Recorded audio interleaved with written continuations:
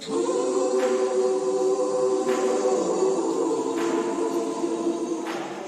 everybody. Sherman Webb-Middlebrooks, the lifelong Buffalo resident and full-time Black man, back at you with another episode of Igniting Hope Radio, sponsored by the Buffalo Center for Health Equity, where we are doing everything that we can to have these conversations with folks in the community doing the work. We are a platform for people who are out here doing the work, and today we want to give a platform to some folks who are doing tremendous work in the community that is going unnoticed. So we want to shed some light on our guests and the work that they are doing to help our individuals who are maybe experiencing homelessness, right?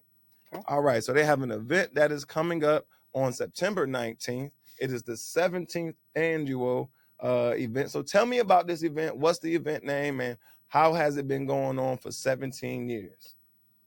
Oh, I'm sorry. Introduce yourself to the people and tell them where they can find you and follow you on social media if you do the social medias. Sure. I'm Will Marcy from Kenmore Alliance Church's Shelterless Ministry, and you'll just find me everywhere. I don't know. You'll find Will anywhere and everywhere helping our homeless. I'm Jeni Arroyo, and I am the advocacy chair for the West New York Coalition for the Homeless, as well as the Rapid Rehousing Director at Salvation Army Buffalo. You can just type in Jeni Arroyo and find me anywhere, Instagram, TikTok, Facebook, all the things. Yes, you will find that friendly face wherever you search her up.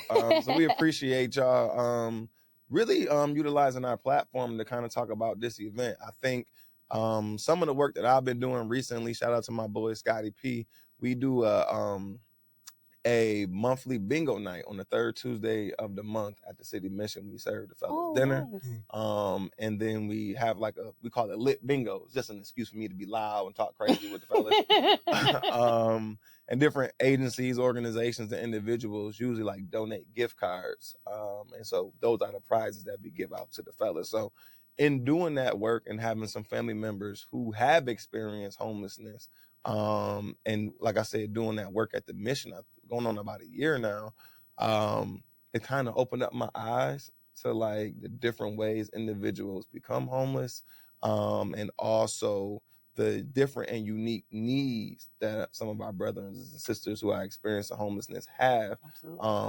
that might be unconventional or that systems or society might not prioritize, but to them it's a priority. So enough of me talking. Tell me a little bit about this event and why folks should come out and support what y'all do. Sure. So it's Project Homeless Connect, the 17th year. They pilfered the idea from the West Coast. Okay. And homeless or at risk of homeless, anybody can come and meet with over 100 different service providers. So you're going to have a lot of trouble accessing healthcare. There'll be a lot of medical providers there doing HIV tests. Catholic Health will be there. They're going to be helping people with mobility issues. There's Erie County Harm Reduction will be there to help people with that. So the actually Buffalo Erie County is in the top of the nation for taking care of their people. Really? We hit all the metrics. Everybody's known by name. In years prior, maybe 10 years ago, 800 people would attend, and most of those guys had some sort of diagnosis, and they'd been out for a year to 10, 12 years to 27 years. And over time, the agencies working together, we just ad hoc work together, call each other up. Can you help me with this guy? They've been housing 4 to 8 people a month, month after month, year after year. So now we're down to just a handful of what we call chronics, a diagnosis and more than a year out, or we're seeing a lot of people who just they get to town, they're on hard times. Maybe their landlord stopped paying the mortgage, and now they're outside with their kids, stuff like that. So this place is this annual event. People can come and see up to 100 service providers will be there. Anything from IDs to bike repair to a bunch of different medical vendors, a bunch of housing agencies. The utilities will be there to help you. National Grid, National Grid. Shoot, I need to go down there. I We're gotta working on getting sign up with also National people to Grid. connect with our developmental disability population. So we're working on getting People Inc., Person Centered Services, Community Services for the Developmentally Disabled is usually there. There's haircuts. There's people leave with clothing, shoes, toiletries, just some of the things that they need that you're not going to always encounter. And kind of going off of like what Will was saying in terms of our housing, it's really important to note that homelessness, and you kind of touched on it when you said what the guys you're working with at the mission, homelessness is no longer like a single guy who maybe has a mental illness or has a drug problem or has a drinking problem. We're now seeing more and more single parent households with children. And we're seeing a lot of 50, 55 and above. And the biggest reason is because of how high our rents are here in Buffalo, tied to a fixed income. So if you've got Grandma Betty who has $963 in SSI and that's all she's getting, and her landlord raised her rent from $650 everything included because times are hard and things are going up to $1,100. Well, she's already homeless. Tapped out. Yeah. By the time it's said and done, you're paying your utilities, your bills, groceries, and especially with the cuts to SNAP and to Medicaid, they already get such a small amount of food stamps because of their SSI. Now you cut it more, then they're on the street. And so our homeless shelters are being filled with people in wheelchairs, are being filled with people with colostomy bags, people who have various medical issues. I even had a guy who had dementia. And, how do you house a person who forgets where they're at all the time? How do you get to those things? So this event is also really, really great at connecting the workers to maybe these clients who we can't find for one reason or another. They don't have a phone. We can't locate where they've been. Maybe they were staying with family for a little bit, then they heard the event and now they're out. I think last year we connected, was like 30 people to services who didn't know that they had services. So this event really is a catch-all to not just service and build trust, but to help us as providers connect to the ones we're looking for. So they know they have that help. That's awesome. Because there are so many different things that folks need, and it's not a one size fits all. And I've seen that again, like in my own observations, serving those brothers and working with them down at the mission. There was brothers who I'm like, man, did I go to school with him? Or some people I've been before, so I know what it means when you sitting there with a hoodie and no string and you ain't got no shoelaces. I mean, you just came home from jail. You just got out because they take all your strings and stuff, and you just came home and now you don't know where to go. And you probably my age or younger, and I'm like, dang, how did you end up here? Or then you see the brothers who are in the wheelchairs, and it's with the colostomy bags and those different issues, and it's I know the brother who just came home got certain things that they need. Then the brother that's in the wheelchair, he got certain things but they in the same place.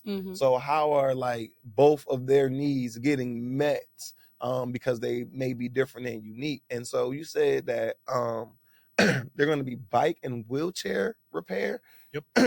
That's cool. I didn't even know that they did wheelchair repair, and I could only imagine an individual who is in a wheelchair needing a repair and not having the social or financial resources to get that done. So tell us a little bit about that and who was out fixing wheelchairs. Let's support them and celebrate them.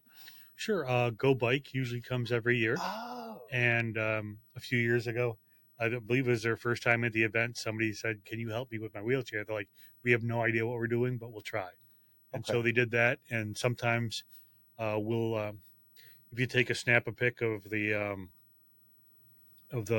logo on the wheelchair, you can find online used parts, and maybe a guy's wheels are dead. You can swap those out or something like that. And sometimes you can get other wheelchairs. Sometimes agencies provide them. There's a lot of agencies are involved in a kind of a private medical equipment lending library. Right. So you can call these guys up and maybe find what you need. And kind of going back to this event, and you mentioned trust, about 10 or so years ago, the homeless couldn't trust you. They couldn't. Right. It was not safe to accept help, because if Right. somebody gives you something, now they own you, and you don't know what they're going to ask for it. They used to hide from the workers, so we'd go find somebody, and they'd switch spots, because it wasn't a system so much as it was a series. It's a series of bandages for Right. different groups, and Right. hopefully you don't fall through the slot. Yep. But over the years, just by coming out with like the small items, like a bottle of water, a roll of toilet paper, Yeah. maybe some food, takes the trust to another level. In the last couple of years, the UB Med students have come out and done wound care, and that has taken it to a much higher level. So if somebody sees you working on a guy, just bandaging him, they feel that those people love the people. So Yeah. then they'll come and ask you for help on different things. Right. And maybe, like say a new worker comes along, there'll be a worker that they trust, and so we kind of roll together. Yep. So that this is my friend, she's legit, she can help you. Then So they'll warm accept housing handoff. from Yeah. Absolutely. Absolutely. And that's incredibly important. Yeah. And you're making me think, wow, like when I was working with youth in 4-H, we got a grant and they wanted to do a program or a documentary, as you can see from the cameras and stuff. I like to do videos and stuff. So they was like, and this is when I just started. So it was like my first like bigger project. And the young people wanted to do something where they gave back to the homeless. It was like the hidden homeless. There was like, we know that there's homeless people, but we don't see them. So like, what can we do to help them? And like, I can't believe that, like, I'm just now remembering this. So we use some of the grant money to put together like care packages, like toiletries, essentials, those snacks, those kinds of things.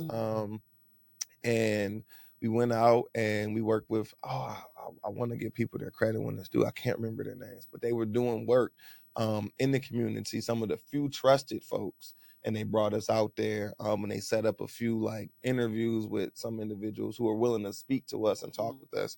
So we were able to give some of that stuff out. And it was just very fascinating to find that a lot of the workers were individuals who at some point in their time experienced homelessness. Absolutely. So they had that degree of empathy and lived experience where like it was much easier for clients to trust them. So talk a little bit about like the kind of personality that you have to have in order to engage with our folks who are living out on the streets. You know, you just got to be real with them. They're people, you know, the literally, I tell people this all the time. The difference between me and somebody sitting across from my desk is some decision, some choice, some circumstance. And I could be them tomorrow. I could be them in 20 minutes. You never know what can happen. Especially, they're us. Right. We are who they are. And, you know, unfortunately, we live in a time currently where everything we say is political. So we have to be real about it. Like, we can't help the homeless if we're not giving them places to stay. Right. And so if we are criminalizing encampments, criminalizing, you know, sleeping outside, because for some that's the only option they have.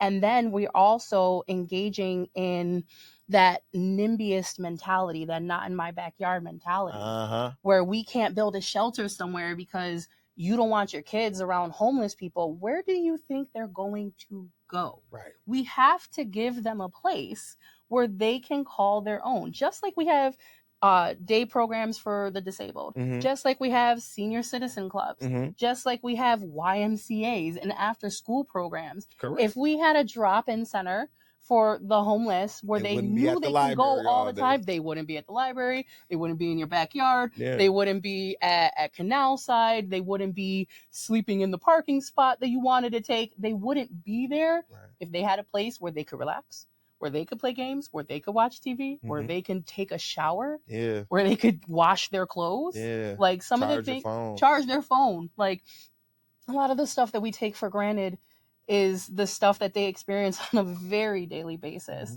And so just remembering that we're people, and also, you know, being real and honest with ourselves. Like, we've all seen, the panhandlers when you come on and off of certain expressways or exits, and you'll sit there like, oh, they got clean clothes. That they're not homeless. What do you mean? Yeah. Well, they probably have clean clothes because they stopped off at Friends of the Night and washed their clothes and shine up their shoes real quick because they also want to feel clean. Yes. They also want to feel good about themselves. Yes. It's kind of funny when we think about that double standard, like, oh, they're not dirty and they don't look grungy. Clearly they're not homeless. Right. God forbid somebody want to feel good about themselves. Yeah. Yeah. It's interesting. My mom used to always say, and she's open about like her struggles with like drug addiction and her being in recovery and stuff. And so she would jokingly say, like, I smoked crack, I wasn't a crackhead. And it was social. Yeah. So she was like, it would either be social or like by myself, but like I wasn't out like running the streets doing it. Because she used to always say, you ain't got to look like or act like what you is. Mm-hmm. Yeah. That's what she was always. So she would just because I did something doesn't mean that like I'm going to be the image of what you think the person who does this looks like. Right. So I always appreciated that perspective because it let me know that like you don't know what a person got going on in their life. Not at all. So that individual could present clean, but like you don't know the backstory and everything it took for them to get there. They don't look like what they are in this moment. 100%. And I mean, going even further, we do see still, and I mean, Will has much more experience than I do when it comes to it. I'm a baby in the field, but like, there are those what we call chronics who have that mental health. Mm-hmm. And again, that trust. They don't trust the doctor. They're so sick and tired of just wanting to be medicated, and then they self-medicate. And then before you know it, that addiction becomes something that you need. Can you imagine like hearing voices and the only way you can do it is shooting up? Yeah. And then it quiets down. Or like, just the PTSD of living outside. Oh, yeah. Unsafe. Yeah. All day, every day, not knowing who's going to steal your stuff, who might beat you up for your stuff. Oh, my God. And now that we're seeing more and more sweeps of encampments, every time the police or whoever come and sweep through an encampment, that's somebody's documents that they're losing that they now have to get again. That's somebody's memories, livelihood. It's not just cleaning up. Yeah.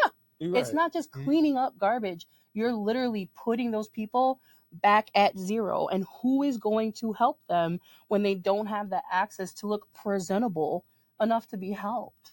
Yeah, that's Will, please jump. And so a lot of people think, well, they like it. They want to be like this. Nobody wants to. No. It's when you get trapped and you tell yourself that lie, it makes it a little acceptable. Mm-hmm. Like, oh, why would I want to be anywhere else? Like everybody wants plumbing. Mm-hmm. Everybody wants the safety of the door that locks. Everybody wants to be clean. Yep. There's some people that because of their mental health, the voices tell me I have to live outside under a bridge. But you can work with those guys. There's we bring along so in searching for the people outside, at one point we were bringing along an outreach worker who knew who everybody was, a homeless specialist who knew how to house people, and a medical worker. And we just roll up in teams on people. Hey, man, what do you need? And well, I got a wound. Okay, let's take care of that. Well, let's take care of let's take care of your housing or whatever. And just we're to the point where street homeless downtown.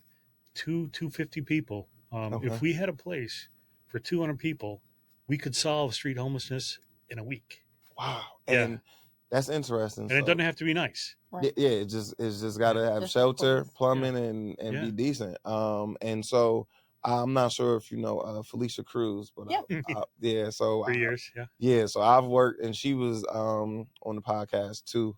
So that's whose episode I'm going to put out around the time this gets out too. So be on the lookout for that one too. So whichever one you watch first, go back and watch the other one. So if you're watching this video after watching the one with Felicia, thank you. But if you watch the one with Felicia, thank you for clicking on this video. Right.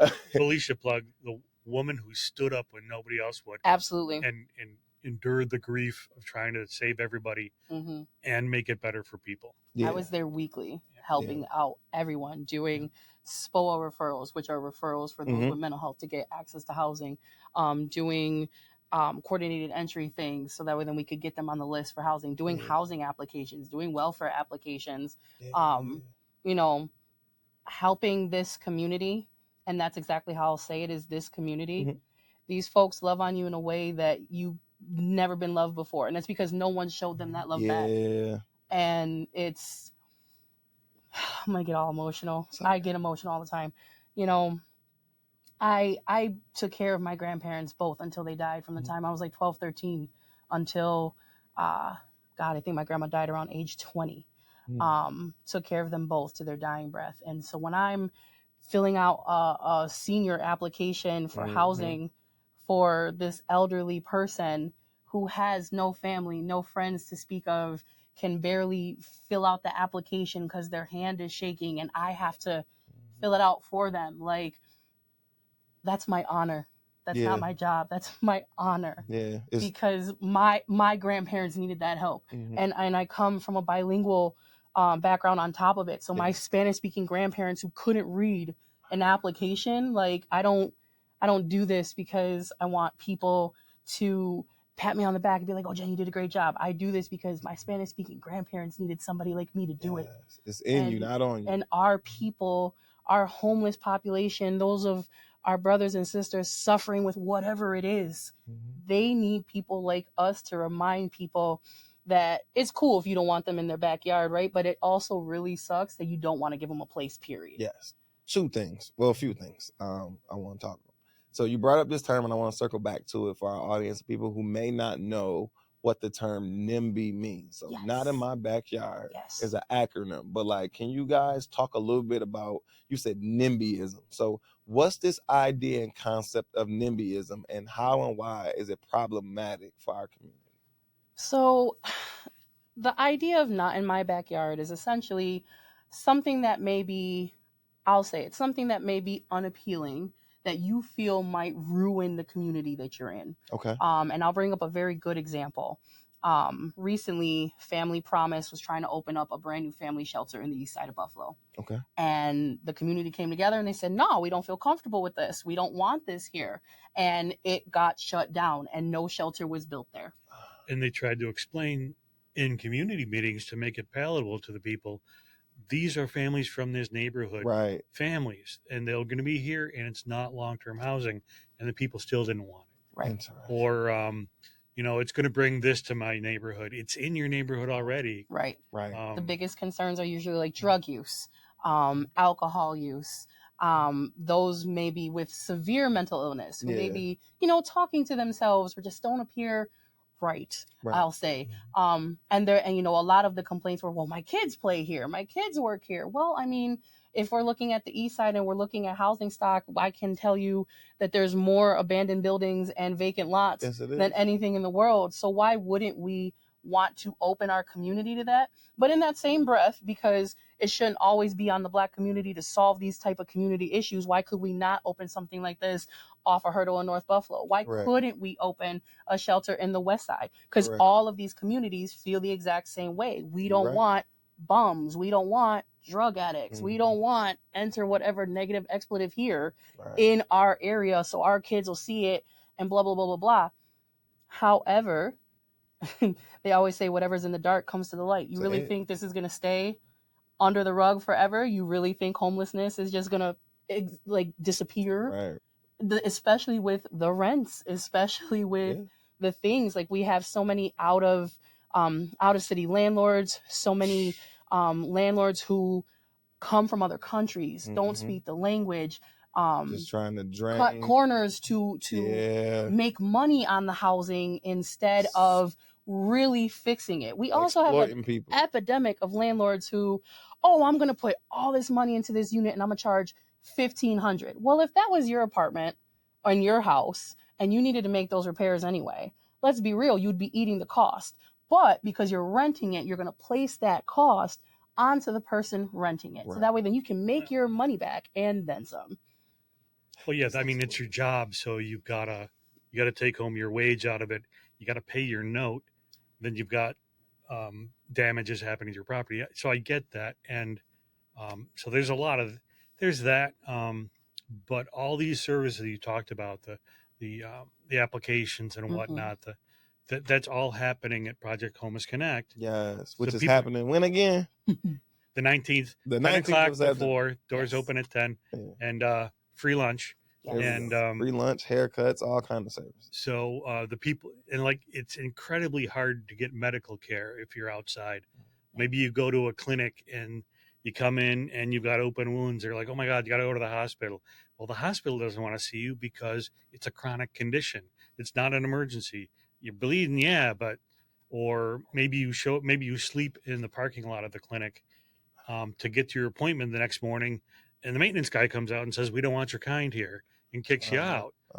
Or maybe you need repeated visits for some condition, and you're not going to get a visiting nurse because you got no place for them to come to. Yeah. So there's all that.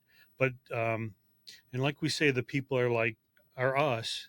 There was one guy I knew for a long time, and he's since passed, but he was walking through the railway tunnel. Like when I started, there was a bunch of like pregnant girls living in the railway tunnels. Okay. And they're not there now, but we would go down there. Now you need a ladder, but we go down there, and my friend was a nurse to do, medical checks on them, and she would bring this pop-up embryo development book so that the moms would get excited about their kids.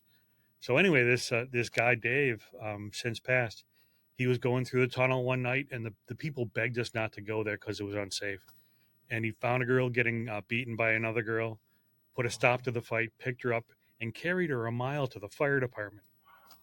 That's the kind of people that they are. They're just like us. I mean, yeah, there's people get a hard time from, but they're loving, and they're at this point, we've got a community that people are in encampments for their own safety with their friends. Yeah, I've seen those pop up more. Yeah, so it used to be that everybody had to hide from everybody else because it wasn't a community like that, and people would be preyed upon or prey upon each other. There was a group of young men robbing the old homeless guys. What are you going to get? Right.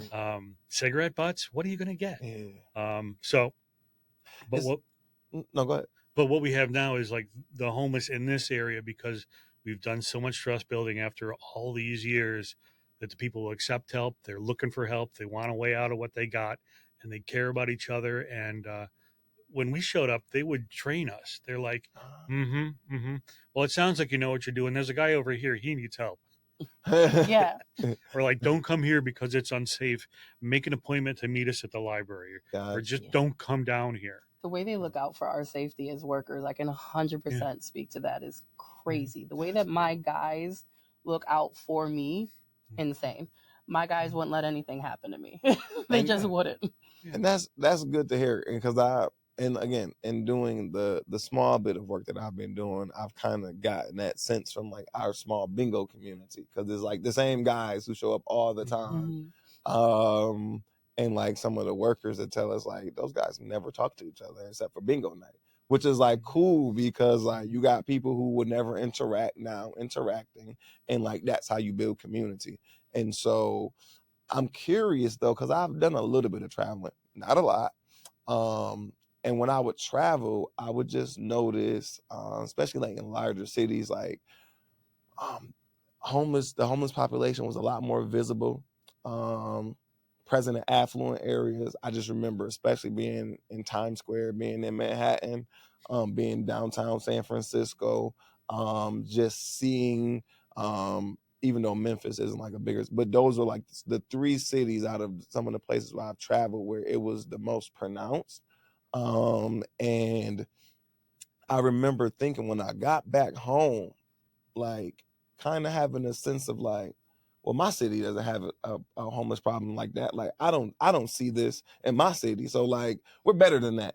And then I started seeing it more and more, encampments popping up, rents going up, and I'm like, oh, this is a transition. Like I'm old enough to like not like I don't remember this. And when I used to like be on the bus or riding my bike or walking around, when I was actually on the streets before I got in the car, because when you're in the car, you're a little more isolated. I didn't really see it. But now that I'm in the car and I'm riding around, like I see it more. And I'm just like, what happened?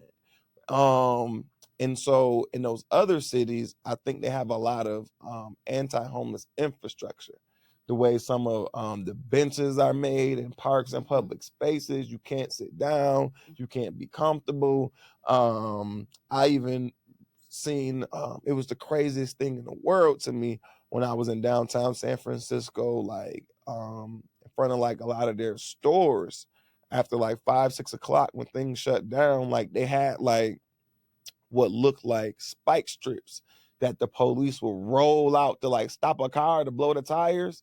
They will put those in the doorways and the walkways because it's like that little cut-in was like that little bit of shelter. If it rained or something, or give you shade from the sun or something like that, people would sleep there. And it looked like a nice little spot to curl up if you ain't got, you know what I'm saying? And it's locked, it's closed. So ain't nobody walking over you and stuff. And just seeing like in front of Gucci, in front of Burberry, in front of some of these higher end stores, these spiked yellow metal strips that look like they're supposed to blow out car tires, and being like, wow, they would rather invest money in stuff like this to make homeless people uncomfortable and feel unwelcome, rather than take a building and put some beds in it with that same money. So just what are some of your thoughts, and do you think Buffalo may be moving towards some of that anti-homeless infrastructure? Well, so Buffalo, a good thing, had the program to remove abandoned buildings, abandoned houses. So $20,000 per house, about $1 million budgeted a year over year. So getting rid of the blight, getting rid of the unsafe drug houses. There was a guy who used to build traps in the house and lure the prostitutes into them and take advantage of them. So those buildings are gone. There's like whole areas that they're just now yards and fields. So there's no place to retreat to. And some of the bridges, they've chained off the bridges so people can't get into them. That's where the bulk of the people were. Now there's no place to go. They had put those like metal bars, rebar on the one Cherry Street. Yes, and on Seneca Street. But now it's fencing because you could still kind of sleep in around the rebar. But so we've got newer homeless who don't know to be not visible, and gotcha. So and they've got no place to go. So Sunday nights downtown, I can find 70 people in 2 hours without really looking hard, and so and we've got like the end in Buffalo year over year, it's the same. Spring you got 80 people. Over the course of summer, you get up to about 250. First snowfall, people go into their friends' houses or their family, taking people they normally wouldn't. Drops down to about 75 or so. Over the course of winter, goes up to about 150 or two, then drops to 80 in the spring again. And it's just, it does that cycle. And really what we're just looking for is like what we've used is like a warehouse kind of building with, and there's money available to do that, but we can't pass code. We can't because nobody wants it in their neighborhood. Yeah. So we need some council people, some of our elected officials, anyone to take on this issue and champion this issue. I think that's another thing that we need to do as a community is put the pressure on the people who we elected to actually take care and serve as our most vulnerable people who may have had things happen to them outside of their power and control. And maybe they might have made a poor choice or two, and they're living with that. Doesn't mean that they do not deserve. What choices you got? Yeah. Thank you. Thank you. So thank you. Coming back to Project Homeless Connect, where all these people are going to get help. September 19th. Yep. And I'll hug you. We'll talk. Absolutely. The workers, I get to work with my heroes. I get to see people who love people they haven't met yet. And people do extraordinary things. One guy went missing. A friend of ours, she went to Jamestown because she heard he had family there, searched all over for that last name, found the guy's brother, and got his backstory. They keep hearing stuff like that. Yeah. Went in the Code Blue shelter. We had a guy. I was just gonna ask y'all about. It's about to be winter soon, so yeah. So I mean, a good plug for Code Blue. We're currently in the process of trying to find our lead agency. Every year, the city puts out an RFP, a request for funding, and an agency has to apply for that. and then we can service people. In the wintertime, especially last winter, we were servicing like $2 to $2.50 a night. It has led to, if I remember what Nadia was saying earlier in our meeting. Nadia was all right. Yes, Yeah. zero deaths in the winter because of this. Two guys in 10 years. Yeah. Maybe 3. Yeah. So, and all of the things that we advocate for and that we're talking about and that we're saying, like work, like shelters, like transitional housing, like rapid rehousing. These are things that are backed by data. These are things that are proven to save money if cities, counties, states invest in homeless services. If they invested even, $100,000 into rapid rehousing, on average, I'm spending $15,000 a year to keep somebody housed permanently for an entire year. And to that, we live in a capitalist society. So if you are somebody who has properties and buildings available in the community, and there appears to be government dollars available for that, that sounds like an opportunity to do multiple things. You want to feed multiple birds with one seed. Absolutely. So this is an opportunity for you to help yourself and also help others. Yeah. So if you got a building that you don't know what to do with, fix it up, get it to code, and then link with these agencies, and then some of that government money that they're gonna have to spend on housing people anyways will end up with you. We're always looking for spaces for Code Blue. We're trying to find spaces for what eventually will turn into Code Red, which is when it's too hot in the summertime. Yeah, we'll we had a hot stations. summer too. Oh yeah, so we'll have cooling stations. There are other agencies. St. Luke's is doing great stuff. City Mission, Friends of the Night. Who else? Little Portions. Like there are agencies that are already doing a lot of the work. There's so much more, and there's so many different things that can continue for us to do that work.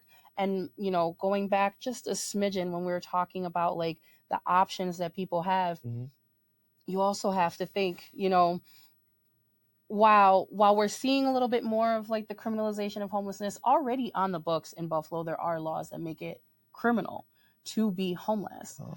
If a person is found sleeping in the street and the police decide they want to arrest them, that's 10 days in jail and or a $1,500 fine. Wow. And that's for every instance that they're caught. It doesn't just like, I'm gonna pay you $1,500, bro. You trying to keep me in jail. That same guy that carried that girl to safety, back then, the only thing he could do was break a window, catch a charge, and be inside the jail for a month in February. And you know what's interesting? And I said this like jokingly when I was a kid to my uncle. He had an issue where he was being unsafe. Now I'm gonna just say he was being unsafe for others. And he thought that he could come to my house. He called my mom, his sister, and my mom had already knew the backstory and was like, I can't allow you to come here because you've been being unsafe and violent. And I might have been 11 or 12. And I remember like him saying, well, what am I supposed to do? And I just, in my overly simplified 12-year-old, 11-year-old mind, I said, well, just go to the store and steal a candy bar and wait for the cops to come get you. You get 3 hots and a cot. Right. My uncle ended up going to jail that night. He had nowhere else to go. Yeah. He had nowhere else to go. And like in my simplified, like that was like almost 20 some odd years ago, just thinking about like, wow, like even as a kid, I instantly would have thought like, okay, I'm homeless, it's cold, I got to steal something to go to jail because I need shelter. And what's going on now, the NFTA police have always been sweethearts. Okay. They actually pay half of a social worker wage to have a social worker at the bus station. Wow. They made 2 offices and encourage agencies. The one downtown, right? Yeah. Okay. And so recently we started discussions with the city last year. Yes. And it's like, what are we going to do? Like we don't have anything code. But this year we're meeting again a couple times with Central Services, B District, community policing, the NFTA police all together, and we're working on because they don't want to arrest anybody. They don't want to arrest anybody because they got no place to go. They don't want to arrest anybody because they don't have anything to eat. They don't want to get an officer hurt by fighting a guy for those reasons. So, what can we do together? And so, we're going to be we're working on a program where I don't want to spill the guts out of it, but the patrol officers will be able to let the outreach workers know where to go and search. that way then we Instead can of locking prevent it. them up. So right Absolutely. now the people got to play the game. Okay, you can't stay here. Okay, so they cross the street for the night. So you got 15 people now on across the street, and because the cops, they can't ignore a call, they have to respond. Right. But they got compassion, they got hearts, Yeah. and so right now you've got groups of people kind of like moving around every couple of nights, and Nomadics, which is Yeah. also Yeah. traumatic. All of yeah, it. it's like, Homelessness is the most where am I traumatic thing supposed to go? Or they can. The only bathroom open downtown at night is the bus station. I mean, what are you going to do? Yeah, and you don't want to catch a. Do you get charges if you urinate in public in New York State? I think so. I would imagine. I think so. I don't know though. Because I know Don't in quote some me. states, don't quote me on this, but I do know in some states, like they charge you as like a sex offender if you urinate Real in thing. public. I'm not sure if New York State is one of those states. If you get in the comments, you can tell me. Right. Don't quote me on that. Yeah. But like I do know that like there are things like that. I mean, I learned that, and I don't know, so I don't play that either. Yeah. Like I'm gonna hit a McDonald's or Gatorade bottle or something because I can't risk that. But like, what if an individual doesn't know that? And not only that, again, like bringing it all the way back to, if you're newer to homelessness and you don't know where to hide and all those other things, like, trust me, the homeless don't want to see you as much as you don't want to see them. And more so just because of judgment than anything else in this world. You don't know anybody's story.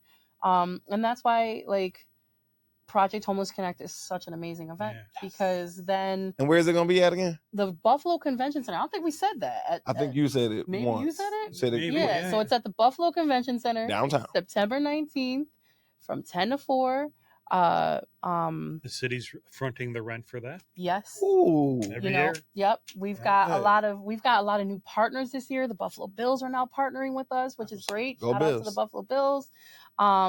We've got National Grid, National Fuel always does stuff with us. Yeah.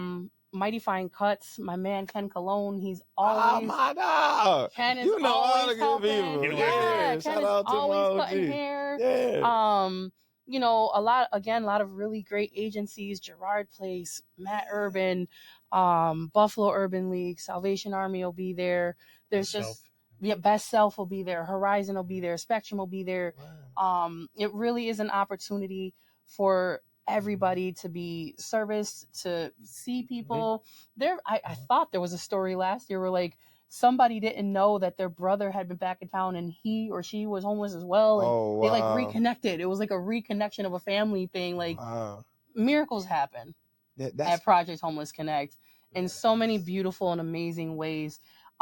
We also, I forgot this, we also will provide transportation to those who can't get to them. I'm your transportation girl. Say it again. I'm the one who will be organizing rides, making sure you get down to where you got to get to. And how can they contact you for those rides? So if you go to phcbuffalo.org, that's our website, all of our information about where you can, text to get a ride, about opening day events, if you still want to sign up to be a vendor, sign up to volunteer, all of that stuff is on the website. As of next week, we're going to be passing out what we call golden tickets. We're going to go to all of the shelters and all of the hotels and all of the places where we know our homeless definitely are and pass them out. There's a rumor, Stacey would like me to say, there's a rumor that the first 200 people in may get some authentic Bills gear from the Bills themselves. Wink, wink, nod, nod, nudge, nudge. Go Bills. Go Bills.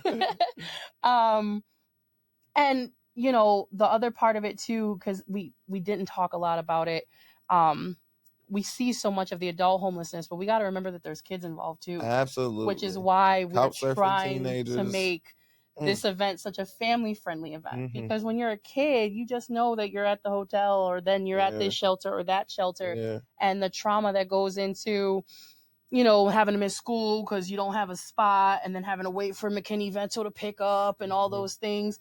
Salvation Army has a family shelter, and we see it all the time. Just transferring from the shelter to where it is you're living and how long it takes to get back on the bus and all of those things. The shame sometimes when you're older, knowing that you're going home to a homeless shelter and you're not going home to home, so you can't bring your friends. I'm being unable to like wash your clothes and stuff like that. And most shelters in the city of Buffalo are what we call high barrier, meaning like there's a lot of rules that you have to follow to stay there. So most shelters don't allow you to bring in outside food. So you have to eat what it is that they cook, or you have to go out and eat, and you're not allowed to bring that back in. Right. So I'm a big advocate for the developmental disabilities community. My son is deafblind and autistic. Okay. So imagine having a child with autism or sensory processing disorder or some sort of sensory need, and they're picky eaters because of all these sensory things, and they have to eat what the shelter gives. You can't even bring in that stuff to try to help them. Or you got a kid who's got oppositional defiance disorder or some sort of a developmental delay, and you have staff who isn't properly educated on how to de-escalate those situations, work with those parents. At Gateway, and that's where a lot of our kids end up at. And I was wondering, like, where's your family? And like, their family will be in shelters. I don't have transportation. Now they doing 6 to 9 months in Gateway all the way out in Williamsville, and they ain't got nobody, no phone calls, no home visits, and now they just crashing out and extending. And I'm like, you want to stay here, or you afraid to go back out there? Yeah. But like some of those kids, when I sat down and had those one-to-ones with them at 1 o'clock in the morning, and you hear their stories, and it will be like, I wouldn't even want to go home if I was you, or there is no home for you to go to. And that's why you 16 in here running amok, because you got safety and a shower and clean clothes, and us coming in here making jokes and playing games with y'all and playing basketball and taking you outside and stuff like that. Like, if I was you, I wouldn't want to go home either. And newsflash, those kids who are homeless will eventually, hopefully not, but the statistics show they do grow up to become homeless because adults. That's what they're learning. They're learning that game. They're learning that system. It's the same ideology of the school to prison pipeline. It's the same. I like to tell people homelessness I liken to incarceration. We see a lot of recidivism when you've got a guy who's been locked up 10, 15, 20 years. Why? Because he comes out here and he doesn't even know what to do with. Right. And so when you're homeless, kind of going back to that idea Will brought up of how people think you choose this. Yeah. I mean, the devil you know is better than the one you don't. Amen. If you've never experienced safety, if you've never experienced a stable household, if you've never paid a bill before, right, because you were a child who was homeless and then you became an adult who's homeless, if you've never had gas or electric in your name, like all of that responsibility all at once, like it's crazy. I'm overwhelmed by it right now. And I'm 34 years old. Everything you just said, I'm overwhelmed. We're doing it. I'm overwhelmed. I'm tired of this, Grandpa.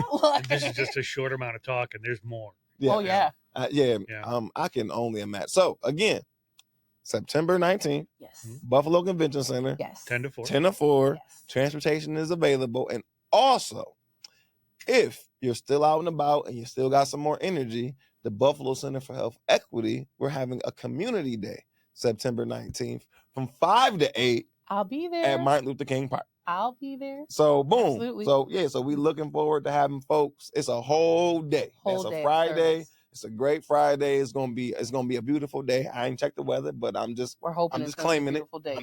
The ancestors in the universe is gonna work this out for us. Exactly. They're gonna work this out for us because we doing good work, and so they're gonna work with us. And it's gonna be a wonderful day. So 10 to 4, it's a full day for you. 10 to 4, down at the convention center. Hang out there, get your services, get everything that you need in order. Start that process. And then if you want to come have a good time, get some more services, get some more food, connect with people, because everything that we're doing is going to be free and it's going to be food. You come join us at Martin Luther King Park from 5 to 8, and we're going to keep kicking it there for our Buffalo Center for Health Equity Community Day. Absolutely. So before I get y'all out of here, we talked a lot about the work that you do. And it's really in service to others, and it's a privilege to serve. Anytime I've had the privilege and honor of working in the service capacity, especially when I know, I used to always joke with my friends, back when I was being cheap and didn't have health insurance because I didn't want to pay for it. They be like, you trying to come hoop? And I'd be like, bro, I can't come play basketball with y'all. Like, why? If I sprain my ankle, I'll be homeless. Mm-hmm. I like, in all seriousness, bro. Like, I can't even get confrontational with somebody because what if they break my jaw? I'm so passive. I'm so peaceful now because I can't afford to be confrontational. Fact. I can't afford to go out and do nothing because I'm well aware that a medical bill will bankrupt me. Mm-hmm. And so just in keeping with that, what is it in doing this work of service of others? What is it that you need, Jeni and Will, to sustain yourself? What is it that your colleagues, your battle buddies, your comrades that are out here doing this work, how can we sustain y'all as a community? Because my biggest fear, my biggest worry is that we go so hard, we burn ourselves out, and we have not provided an opportunity or trained our replacements to then assume those roles. Mm-hmm. And then the ball gets dropped, the work doesn't get done anymore because we're human too. And so how do you guys sustain and maintain self-care now? But what else do you and your peers need to continue doing this work? I mean, I guess I'll say in terms of like what we as a community of workers and things need. If you feel a call, if you have ever flirted with the idea of wanting to help people, just do it. Just jump right in.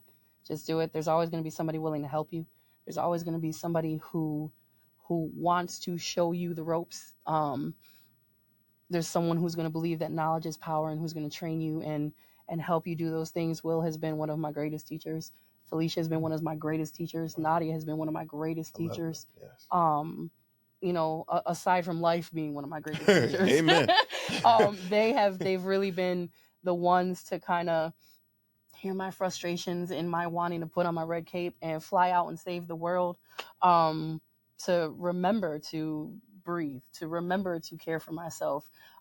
So we need more people who just want to help and do things. We also need donations. Amen. And I have no shame in looking dead at you right there and saying, if you have some sort of money, if you are, I don't know, Russell Salvatore, or do bingo for the guys, or if you work business, at some company, if you are some entrepreneur who wants to help, I mean, don't even wait for that. Yeah, don't. You just got a bottle of water, go give it to it. Exactly. Like, just come out here, someone. even if you're not interested. Come out here and wait till just keep coming till your heart gets broken.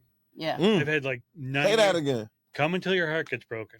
I've had 9-year-old girls beg a woman to accept help for like an hour. Some 9-year-old little girl who's safe because they're missing family. She comes out and she begs this woman who never would have accepted help to accept help. That we took that woman to a shelter. The shelter said, we don't got a room, but you can sleep on our couch.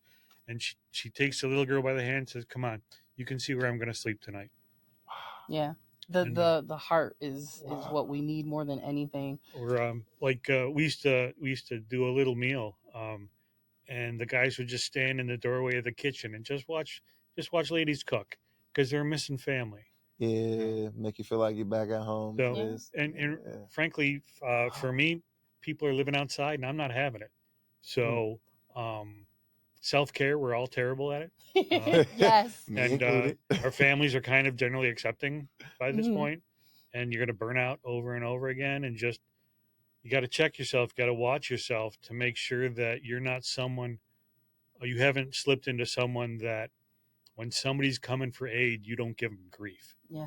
That you don't make it painful for somebody to ask for help. And so there's like if you need time by yourself, you need time by yourself, but you got to get back in the fight. This is a fight. 100%. This is people are living outside. People are dying outside.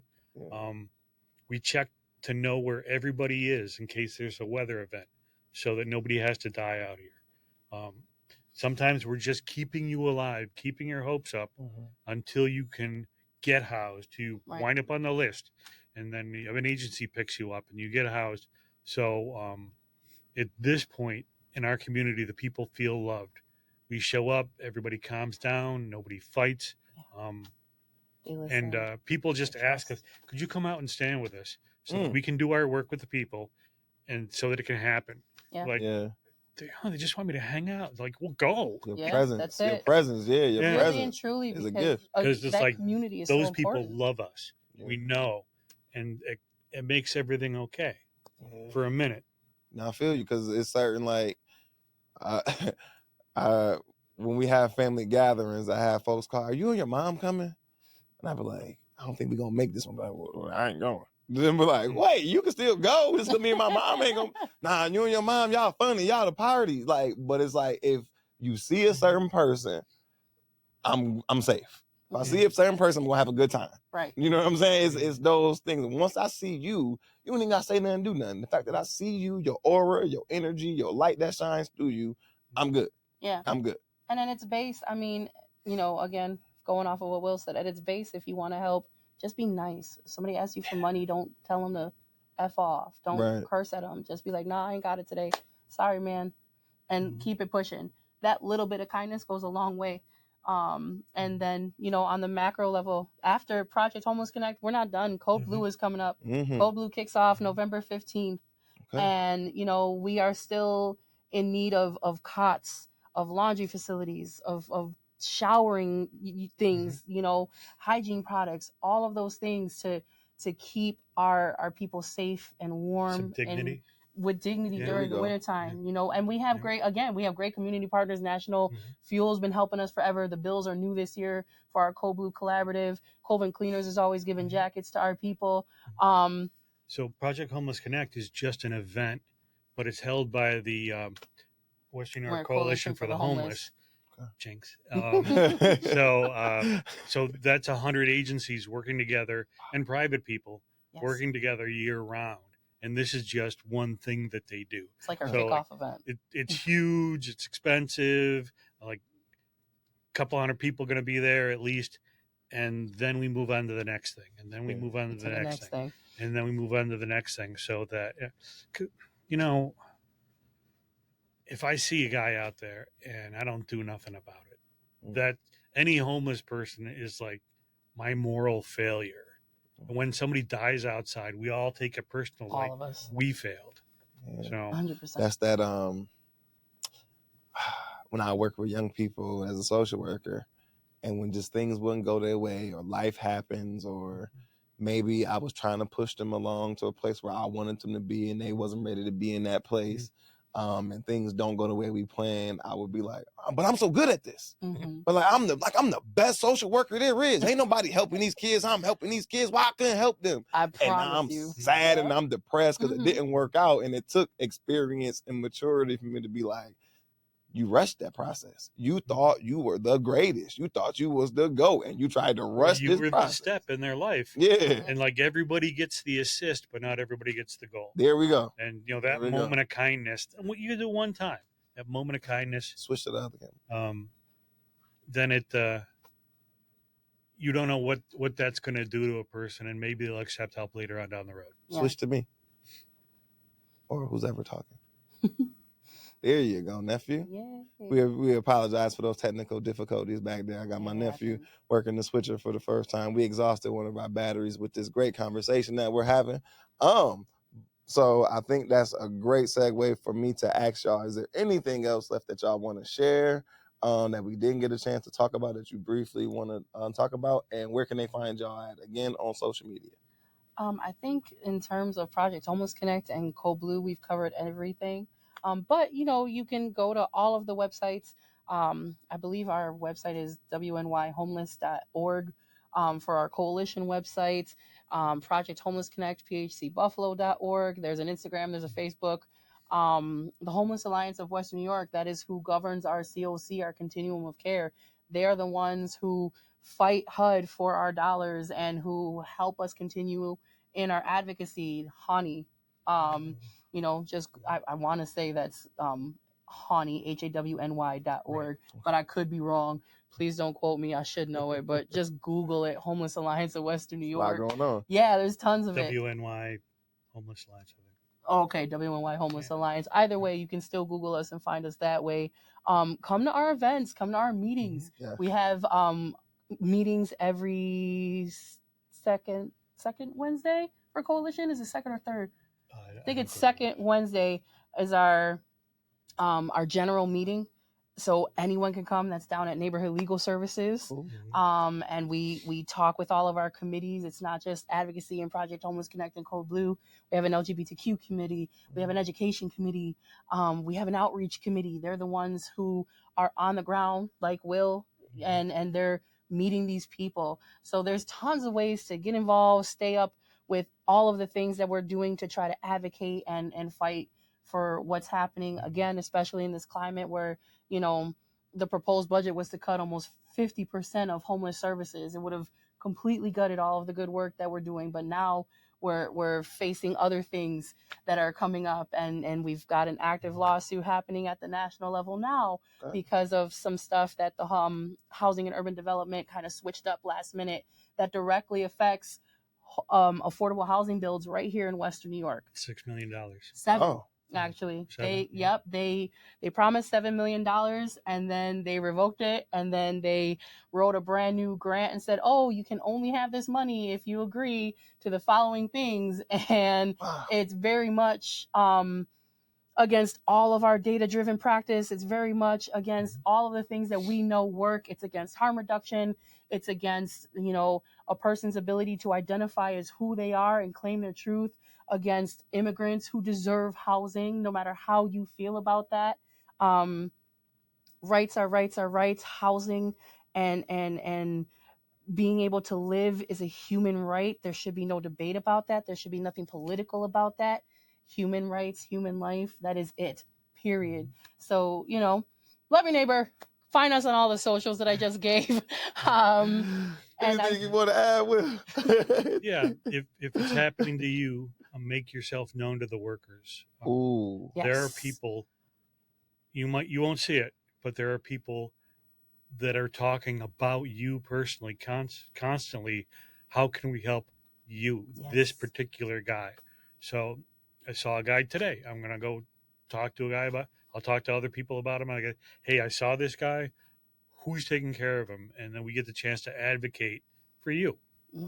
And so don't be afraid to accept help. Don't be afraid to seek help. Not at all. Yes, I really appreciate y'all time. I really appreciate y'all coming in for this conversation, and we put this together really quickly because I wanted to make sure that we got this out in time to promote for the event. Was it Project Homeless Connect? Yeah. Which will be September 19th at the Buffalo Convention Center downtown from 10 to 4. There will be tremendous amounts of vendors there, folks who can help you get services, utility folks. So if you got some internal needs and you need to get yourself checked out, some external needs where you want to get freshened up, or you got some business needs that you need to handle, there's going to be a lot of different agencies there. My advice to you is just pop up, see what they got to offer. And then if you still got some energy left, you're still a little hungry, and you want to come hang out with us at Martin Luther King Park from 5 to 8, you are more than welcome to come do that. But yeah, so also, shameless plug, we have our Igniting Hope Conference, which will be September 20th, the day after, at the Jacobs School of Medicine. So that's an all-day event. It'll be going from about 8 to 4. That's also free to attend. Just please register, and we will feed folks there. And we have the goal in mind to put together a strategic plan, and we have 5 different pillars. Don't get mad at me, Pastor George, because I don't remember all 5 of them off the top of my head, but I know one of the primary pillars that we're talking about is homelessness and housing and access to equitable and affordable housing in our community. So it's only appropriate that we have you guys on the platform, because the Buffalo Center for Health Equity champions and supports the work that you guys are doing. And if you have time and want to attend to be part of the strategic plan that we're putting together on September 20th, please feel free to register and attend. But with that said, for myself, for my homegirl Jenny, for my man Will here, who's out here putting boots to the ground, doing work, helping the homeless, helping folks get housed, helping folks establish their sense of dignity, reconnecting families, keeping folks alive, doing code blue, code red, doing everything, but not getting the credit and the flowers that they deserve. I want to give you guys your credit. I want to celebrate what you guys are doing.